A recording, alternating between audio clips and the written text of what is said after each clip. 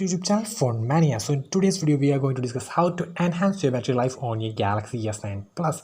So actually I will show you just the settings which is default on this, and based on your priority levels you just enable or disable the settings. So actually let's start from the connections. So upon connections, the Wi-Fi NFC will be default by turned on. You just disable both. So in Wi-Fi, if you are a sort of user who uses Wi-Fi all the time, then go to advanced, and here you will get a option Wi-Fi power saving mode. So just enable it if you are a sort of heavy Wi-Fi user, so it will enhance your battery life a bit.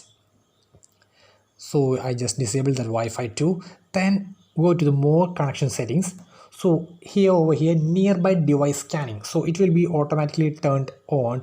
That will detect any nearby devices like your Galaxy watches or something like that.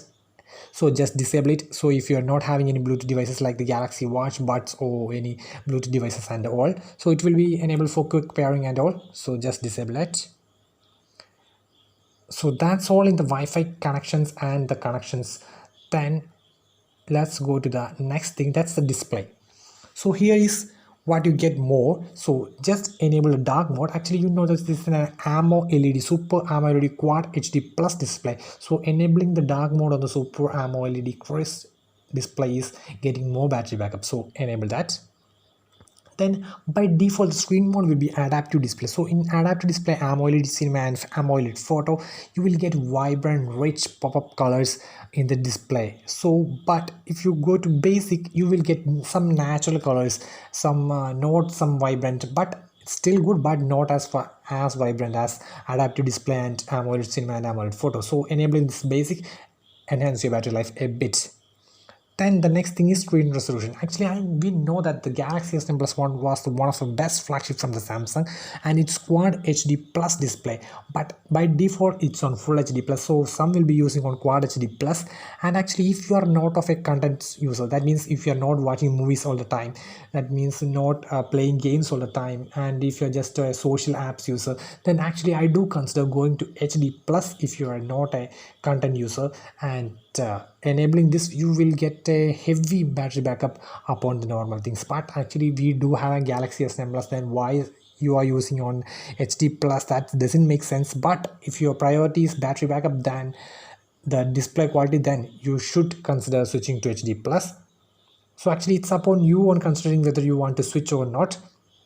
Then the next thing is screen time mode. Actually by default it will be on 30 seconds, so some will be switched to 10 minutes, 5 minutes or 2 minutes. So actually if you get more, you just switch to 15 seconds. So guys, actually that was regarding the display settings. And actually we get some minor things here and there, that's the edge screen. So actually we know that the Galaxy S10 Plus, all the Galaxy S and the Note series have the edge screen, but many of the people are not using the edge screen, but they by default it will be turned on. And actually you know that it's having edge lightning feature. That means if you get any notifications, it will pop up a ring over the area. So if you are not a fan of that too, then disabling both.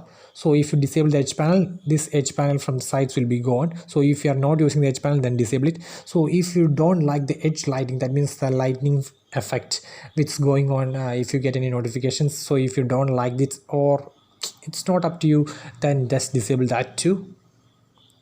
So that's all regarding the display. Then one more thing is there, that's always on display. So guys, actually by default it's in tap to show. So that's a nice thing. If you tap to show, that means it won't show all the time, so that's a great thing. But if you can disable that too, always on display, so completely disabled. But actually I do think that tap to show is perfectly fine, because it on tapping, just on tapping only, it will show the clock, not always all the time. So it's upon you on whether you enable or disable that. Then the next thing would be on the security side. Actually the Galaxy S9 Plus have the fingerprint scanner on the back, that's optical one. Then we have an iris scanner, then we have face recognition. Actually some people will be using intelligent scan all the time. Actually intelligent scan all the time will be using your iris scanner, your camera simultaneously, and which one gets first and it's unlocked. Actually I do recommend only use any of the one. Actually if you use fingerprint, then no need to use iris scanner or face recognition. So but if you enjoy using the intelligence scan, then it's up to you on deciding which one you best. Actually, I do recommend using the fingerprints only, and if you want any of the facial recognition or iris, it's up to you on switching any one option, either face recognition, either iris or fingerprints. Actually, the most convenient will be the fingerprints, so I do recommend going to the fingerprints once, because on intelligence scanning it will consume heavy battery in each and every time you unlock, because it's using the front camera, then your iris scanner all the time and checking here and there. So switching the intelligence scanning will be use more battery, and if you use of face recognition, then in night it won't work well. Then if you're using iris, then it's perfectly fine. So it's upon you actually enabling the iris scanner and fingerprints makes more sense than it's so, but it's absolutely upon you on deciding whether it's up to you or not. Then so that's all regarding the display. Then the next thing is in the advanced features. Actually, by default Samsung have many advanced features over there, but many of the people are not using app to the mark, so it's under the motions and gestures. So guys, you can see many of the options are turned on by default, and actually some are not using that. So that's smart alert. So actually, if you pick up your phone from the bottom and just look, if you have any notifications, it will give you a vibration. So if you are not using that, or you may not know about that, then disabling that too. Then here are some options like lift to wake. So if you lift your phone, just it will show the and screen, and if your face recognition is on, then it instantly unlocks. So lift to wake is there. So if by default it will be turned on, and if you are by set you have set to turn on, then you just disable that. Then easy mute. So if you have received any calls, and then flipping the phone down will be get the call mute. So if you are not using that, then disable that too. Then after that, palm swipe to capture. So that's basically a screenshot. Actually, I use your palm and just see screenshot. So if you are not using that, then disable that too. But actually that are the ones which will only use at the time only, so that it's upon you on disabling, but it makes sense if you use that only at the necessary times. So if you are not using, actually I think not any of them will be using this palm swipe to capture. Only very few who are well known about the settings will be using like a palm capture, else everyone will be using the power button and the volume down for taking the screenshot. So actually disable that if you are not using that. But actually this is a good option to take a screenshot rather than pressing your home and your volume down button. So guys, that's all the basics things regarding the settings area. So guys, the next thing is wallpapers. Actually, if you use any live video wallpaper or infinity wallpapers or motion wallpapers, it will consume battery. So I do recommend using your, so actually I will show my wallpapers, and actually you can see there is infinity wallpapers. So it will be have some animations and all, but it's pretty nice to have them.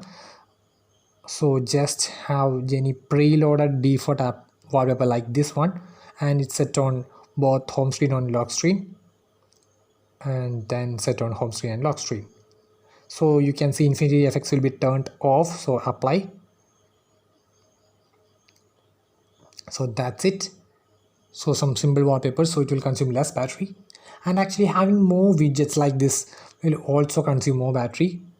So just remove the widgets if you are not using them. Actually it's upon you guys actually which are your priority ones. Just then, if you are some sort of a priority user, then it's upon you on deciding whether the settings is have importance to you or not. So it's absolutely upon you guys. Actually I'm just telling which are the functions you can enable or disable which can enhance your battery lives and all. And actually I do consider enabling any wallpaper with dark effects much will improve the battery life more, because your phone is now running on the dark mode, so it's so nice to have the dark wallpaper. Then there are some other things like Dolby Atmos. Some will be turned on the Dolby Atmos all the time. So if you disable the Dolby Atmos too, it will give a nice sound output. So actually it's upon you. So if you want a more high loud and effects, then do disable it, do enable it. And if you are not fan of that sound effect and all, then you disable will give you more battery backup. So these are the main things. Then actually if you are not using your watches and all the time, then you disable the Bluetooth too, and also having the NFC turned on all the time, location turned on all the time will consume more battery. So I think actually I have completed all the tasks over here regarding the settings and all.